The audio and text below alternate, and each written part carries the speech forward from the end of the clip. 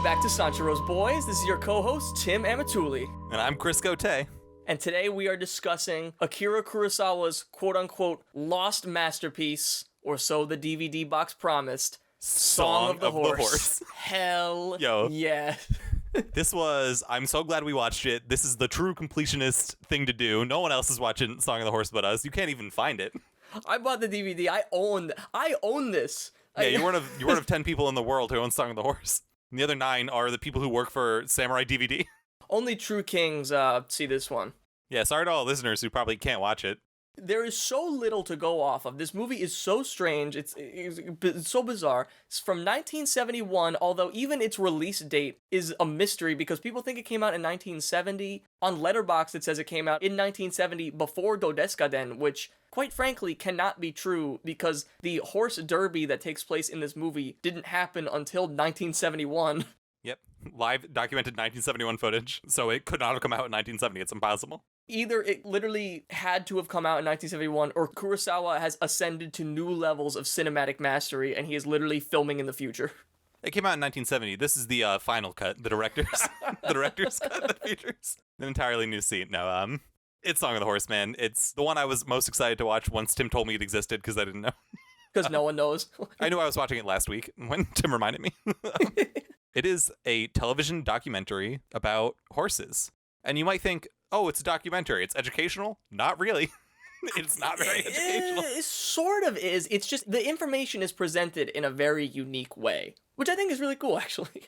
Yeah, like, good way to present the information. I would say the ratio of information to time is minuscule. It's rough. There is very little information about horses. You don't know... I don't know anything more about horses than I did before I watched this, and I know very little about horses. That is exactly what I said when I finished watching it. I was like, I don't know anything about horses, and I know as much as I did before I watched this. Yeah, I watched an hour and 13-minute documentary on horses, and I know nothing more other than I've seen way more horse footage than I have ever before. Also, I'll get this out from the beginning. I don't like horses. Never have, and I still don't after watching this movie. I can't believe this didn't change your mind. This quote-unquote visual poem, because it's not really considered a documentary, made for and aired on Nippon television.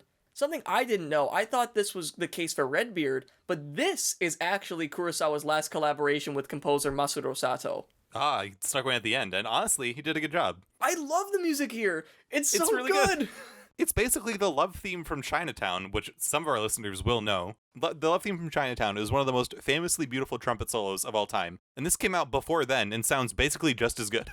The trumpet playing is amazing. Normally, I think of Kurosawa's influence on certain filmmakers, but I highly doubt that Roman Polanski saw this 1971/1970 made-for-Nippon television lyrical documentary visual poem. Tone poem on horses, and the only tone is horse. Yeah, the score is beautiful. The trumpet playing is so good. I haven't looked it up yet, but I'm going to try and find out who played that trumpet, and I'm not going to succeed. But I want to know so bad. And you know what? I'm sure you could easily rip the sound out of this because there's not a whole lot of talking going on, so you could actually probably get a pretty isolated score from this. It's very, avant-garde, it's experimental, like Dodeskaden. It's an art film, but it's a television documentary. Yeah, exactly. You're like, there's no way Kurosawa made this. And then you put in the DVD, and there's no DVD menu, and you're like, there's no way that this is actually anything on the disc. I got conned. Yeah, this movie won't happen. It's not going to play. And then the movie starts, and there's the title cards, and then it says, directed by Akira Kurosawa, and I'm like, no way. And then it says Masaru Sato's name, and I'm like, huh? What? Yeah, but then you watch one shot of footage from this, and you're like, oh yeah, it's obviously Kurosawa. No one else would do this. No one else would shoot such a romantic shot of a horse's mane as Kurosawa would. Oh, that shot was insane. Actually, the cinematography was really good. It's good. The shots were all very inventive, very clever. If I had problems with this film, it is not because of the cinematography. It was, I'll say it, the best horse cinematography in a television documentary ever. Wow. Record setting. I hope someone tries to prove me wrong, and they'll be wrong. Yeah, I will say this. For a 50-year-old television broadcast, this movie looks remarkably good. Yeah. This looks better than, Drunken Angel. Yeah, it's preserved that. Yeah, the horse footage totally blows Uma out of the water, his previous horse movie. Yeah, exactly. That's the horse connection here.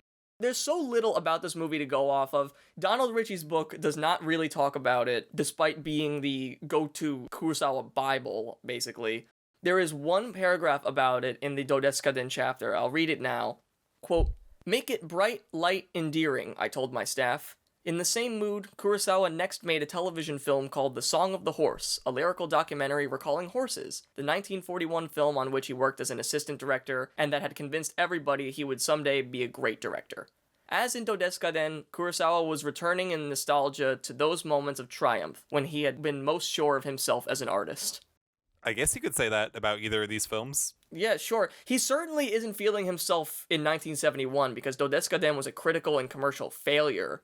And he is falling quickly into a depression, and we will go into more details about that on our show next week. We are going to hit Kurosawa's darkest life chapter. But this absolute triumph of a television documentary is not the place because I am hyped as shit. Song of the Horse, baby. Uma no Uta. It is good. It's not bad. It's not bad. It definitely... calling your movie a visual poem is so trashy, especially for a television documentary, but it's true because it's not a narrative, and it's not really a documentary, and it's not educational. The only thing it is horse footage. I was thinking like this movie should have been called Horses in Different Places because that's the only thing that happens. Allow me to usurp your authority and read the plot summary. An old man and a young boy discuss the lives and training of thoroughbred horses, culminating in the 38th Japan Derby. That's it. That's 73 minutes of footage right there. You know what's crazy? The old man and the young boy, we never see them. We can assume that it's like a grandpa and like a grandson. It is narrated by the homeless father-son duo from Dodeskaden. That's even weirder now that they're the people chosen for this. They do a good job. The old man sounds old in here, even though he's not. I don't think he's that old in real life. He must be affecting a voice to make himself sound older. Yeah, he sounds like a grandfather, but no, the young boy does a great job. That is the weird thing. I do like the device of using this old guy explaining horses to the young guy, but there's no framing device. They're never given a place or location or anything. They might as well be trapped behind the camera as it's all happening. That's how they act. They're like, oh, look at like what's happening on the screen.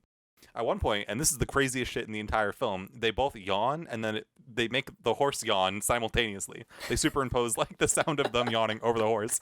I'm like, this is too much. They're now embodying the horses. It's not like there's an old man taking questions about horses from a young boy. It's that they are directly commenting on the footage that they're watching. Yeah, it's like a riff tracks. Yeah, exactly. It's like a recording of two people watching the They literally movie. do riff at some point. Yeah, they literally do. Yeah, it is them watching the documentary that we are also watching. They're just trapped there. Yeah, in this weird void of Japanese television. There's a lot of like very funny things that happen that I don't think are supposed to be funny. Okay, like it starts, the guy's talking about the horse. This movie might as well be called Swan Song of the Horse because the only thing that we learn is that horses are declining in number. It is the only thing he drives home. He says it like 6 times in the first half hour of the movie. He's like, yeah, horses just aren't what they used to be. There just aren't as many horses as there used to be. And the kid's like, why? He's like, because we don't need them. They're going to fit like things that aren't needed fade away. Then some stuff happens and basically smash cut live horse birth. Oh my god. I said that the Dodeskaden rape scene was the most shocking scene that Kurosawa had ever shot. I did not expect it to be usurped next year by the made-for-TV lyrical poem Song of the Horse. To watch, like, in an uninterrupted Stan Brakhage-esque shot, a horse just be born. You see, they're like pulling him out. They're like putting the foot on the horse, like ripping this horse out of his mother. And I was like, wow, that horse, it's very formed. I didn't know. I never thought about it. Yeah, no, it comes out, they're like cleaning it with like a towel. And the kid's like, oh, look at that. Like, it's not at all implied that this is gross in any way. Maybe it's not in Japan. It certainly felt gross to me. Yeah, I'm sure it's not to the farmers who constantly are doing this. Yeah, but maybe to the television audience, Kurosawa. Yeah, how do you air this on television? How do you, like, advertise this TV documentary? I just have to assume that there are different social taboos about live horse birth in Japan. The kid doesn't care at all. He's like, oh my god, it's a baby horse. Look at that. He's like so happy. Then we get like a extreme tight shot of the horse suckling, but like failing to suckle for like 40 seconds and then successfully it's so suckling long. for an additional 40 seconds. It's so long. It's crazy. Really funny though. Then there's like some, I guess you'd call them like pillow shots or whatever of just like a beautiful fence. And then it cuts to a different farm that is not the fence in between this or whatever. It's just a transition of some nice fences at sunset that have nothing to do with the movie. There's a lot of shots like that. There's like beautiful rain and snow shots or whatever at some point that like, yeah, it's raining for the horse. But then Kurosawa was like, oh, check out this like Tarkovsky rain footage that I took. Just like a full minute of grass getting wet. It's amazing how short the movie is and like how long every single thing that happens in it is, and it's all the same. Yeah, it's really just horses in different locations in the movie. Technically, we are supposed to be following the story of one horse from birth to championship. But I don't even think it's the same one because it all is like the same summer. It's definitely not, but it's supposed to like, we're following horses as they age. So this is after the birth scene, that's the next scene, the horses are running out of a gate and they're young. And the kid's like, is that the same horse? And the guy just says, sure. He's like, yeah, sure, here's the 1-year-old horse. I like laughed out loud. I was like, that's the funniest part of the whole movie. Because like, is that the horse that we just watched? Like, is that the call? And the guy's like, yeah, whatever. You're gonna die in the previous movie. Then we follow 1-year-old horses, then we see 2-year-old horses, then we see 3-year-old horses who are doing their first race. There's an extended scene about a horse who doesn't want to get into like the stall. Like, that's a bad student. Then the horse comes up, he's like, that's a perfect student. There are certainly some weird comments that are made, or just like, yeah, the weird focus of certain things. In between the horse being born and like the first race is like 40 minutes and probably like 10 lines of dialogue at most. And it's just, oh, the horses are 1 now. And then like 10 minutes of just horses running. Oh, the horses are 2 now. Now it's 10 minutes of horses running, but they're running on a beach and they're not running in front of crashing waves, but it's intercut with a minute-long shot of crashing waves every other minute. So it's like horse, waves, horse, waves. And I was thinking, oh, yes, horses are like the ocean. Thank you, Kurosawa. Yeah, and then he does the same thing later with clouds. It's like horses running, and then there's clouds, and then there's horses running, and then there's clouds, and it's like the same clouds. Like, it's not even like different clouds, it's the same clouds. Yeah. I think it's the same wave crashing too, and it happens over and over again. It's artsy. At no point do you learn like horses were first bred in Mongolia or whatever, or anything. At no point is it like, oh, horses have been in Japan since X. At no point is there any horse information. If this was narrated like a normal documentary, this would be unwatchable. This would be totally unbearable. But because it's got an interesting setup and like it's kind of weird and a little bit quirky in the way that it's done, I actually think the movie is quite soothing. Oh, it is soothing because it's just nature footage. It's nature footage with like a nice old man and a nice young kid talking. There's some really funny stuff in the beginning after the horse is born where the kid's like, oh man, I wish I was a horse. Look how good that is. One where like the horses are running around, he's like, look, they look so free and I have homework. I guess the kid's like, he didn't really say it, but like he keeps saying like 6 times in a row, man, I really wish I was a horse. Like I really hate my life. The horses fight at some point, unclear why. Horses don't like being put in the saddle until they do. Oh yeah, they freak out. This kid's like, oh my god, the horse is going insane, which is true. So we like follow the horses. Eventually they get to racing, but you're never rooting for a horse. So there's like lots of really intense race scenes, and then someone wins, and you're like, oh yeah, I guess, because you don't know who anyone is. And we're getting some footage that like reminds me of like actual Kurosawa shots where like, oh, it's very telephoto and like the camera's clearly moving very fast following this horse, so it looks like it's racing by. I'm like, oh yes, clearly Seven Samurai here. But I'm like, also I think that's just how normal horse racing is shot anyway. I guess so. Some of it is like technically amazing, like miracle shots of horses running.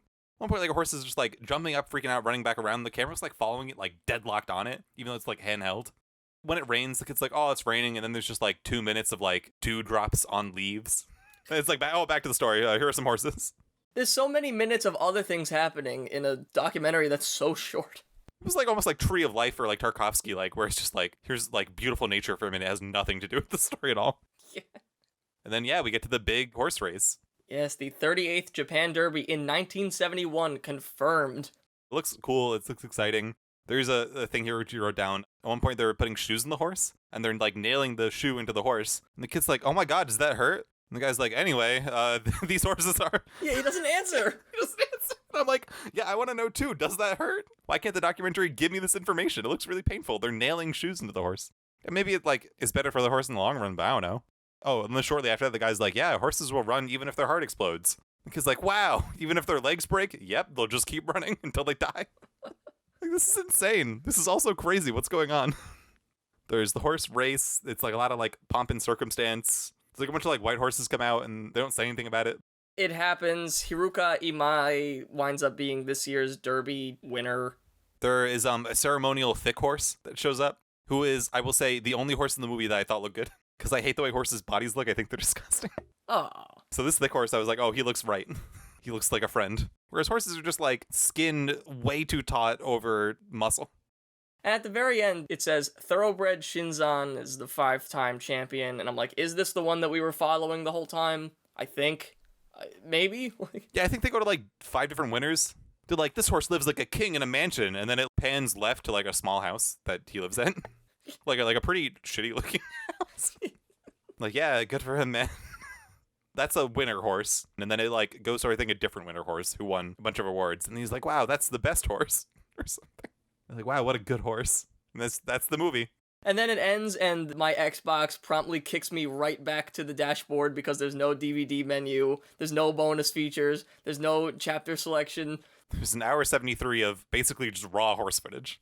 A lot of it really beautifully shot. He'll do things like when they're at the horse spa and they're washing them, it opens on just the like shower head coming out water, and then it'll pan down to the horse and then like have a different shot up and above looking like, you know, like a Kurosawa way to introduce a scene, but it's just horses being washed. The horses like run right by him. At one point, like, horses will fill the screen as they're marching on. Like, literally, you see nothing but horses running. It's crazy. But also, nothing happens. It's just horse footage. It's horses in different places, the documentary. My favorite shot is something I kind of briefly mentioned earlier. I can't believe we're even keeping up with this formality. Hell yeah. So there's the opening where he's like, oh, we're going to talk about horses. They're very cool. And then there's, like, a insanely rapid montage of just every drawing of a horse ever made in Japan all at once. It's so fast. Pretty shortly after that, there's a live horse birth scene. And then there's a beautiful sunset. It cuts from that to a beautiful sunset behind a fence. And it looks really nice. And you're like, oh, we're in some farm. And then it keeps cutting to like different sunsets and fences, kind of like this like beautiful transition. And then it cuts to like a totally different location at a different time of year, at a different time of day. And that's the next scene. So I picked the beautiful sunset frame because I was like, that was not a transition. That had nothing to do with the scene before or the scene after that. It was just nice fence footage. And it was the horses running out of the gate somewhere else. And I was like, this rules. I love it. This movie's good. Whenever he did stuff like that, I didn't want to say that it's a precursor to, like, Kagemusha and Ran, but, like, it kind of, some shots reminded me of that, and I'm like, no, it's just because it's a landscape shot in color. My shot is a beautiful sunset behind a fence, but I picked it because it has nothing to do with the movie. He just threw it in there. He's like, this feels right, I guess. Mine is the beauty of nature, because I chose the uninterrupted shot of that horse being born. Because, oh my god, did it give me a physical reaction. Yeah, you just see, like, the entire amniotic sac just around the horse. They're really, like I said, they're pulling it out there. It's minutes. It goes on for so long, and it's uninterrupted, and I'm like, this is so not like what Kurosawa's used to. Like, Kurosawa always shies away from, like, nudity and, like, extreme gore for the most part, unless it's really, really awesome, like at the end of Sanshiro. Then all of a sudden, this happens, and I'm like, oh my god, he just did this. This is like the act of seeing with one's own eyes, but for horses. It is the birth from, like, 2 hooves out to the entire horse out, all in, like, one shot, I think, or, like, maybe a few shots. It is uninterrupted. It's crazy. It's certainly, NSFTV. It was on television. If I was channel flipping in 1971 and, like, that came on the screen, like, I would have passed out. And then, boom, directed by Akira Kurosawa. Yeah, exactly. And it's like, oh my god, no way. Greatest director of all time. And you know what? I think it holds up. I don't like horses, and I enjoyed this movie. It is not the worst Kurosawa movie. I can confidently say that. Yeah, oh, it's better than The Idiot. It is better than The Idiot. Absolutely, It is better than The Idiot. It is absolutely better than The Idiot. I will rate it higher than The Idiot when we are all said and done. I don't know if I'll rate it much higher than that, but I will rate it higher than that. I read the book The Idiot and then gave The Idiot the most favorable viewing possible, and The Song of the Horse blows it out of the water. It's not even close. I'd rather watch The Song of the Horse 3 times in a row, which would be the length of one The Idiot, and it would be more worth it. So you rate it higher than The Idiot. I believe that was a 5. What number are you giving this? I really wanted to say 4, but it's just it. At the beginning, I was like, "This is really pretty. Like the story must go somewhere. Like there must be more information coming. It's got to be something other than horses in different locations, and it kind of is, but not really. So I'm gonna give it a 7. 7. 7. That's a good movie. I will let the back of the DVD box be my review. Song of the Horse. Kurosawa's lost masterpiece has finally come to light.